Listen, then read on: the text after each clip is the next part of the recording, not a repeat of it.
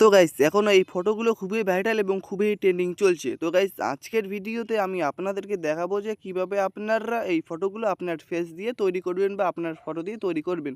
তো এই ফটোগুলো তৈরি করার জন্য সর্বপ্রথম আপনারা চলে আসবেন গুগলে আসার পর সার্চ দেবেন গুগল জেমিনি, ঠিক আছে? গুগল জেমিনি সার্চ দেওয়ার পর প্রথম যে ওয়েবসাইটটি আসবে প্রথম ওয়েবসাইটটিতে ক্লিক করবেন।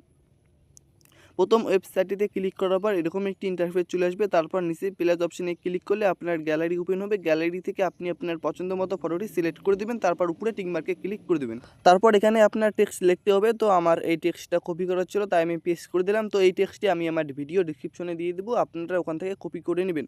তারপর ডান পাশের এই অপশনটিতে ক্লিক করে দিলে 10 থেকে 15 সেকেন্ড ওয়েট করলে আপনার এই ফটোটি জেনারেট হয়ে যাবে। তো গাইস আপনারা দেখতেই পাচ্ছেন আমি কিন্তু এখানে একটু ওয়েট করতেছি, ঠিক আছে?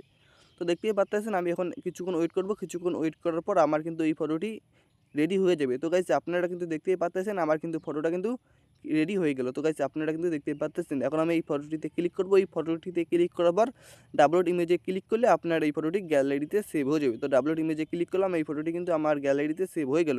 তো গাইস এইভাবে কিন্তু আপনারা খুব সুন্দরভাবে এই ফটোগুলো এডিট করতে পারবেন। তো গাইস এবং এই যে ফটোগুলো দেখতে পাচ্ছেন এই ফটোগুলো কিন্তু সবগুলো আমি এখান থেকে তৈরি করেছি।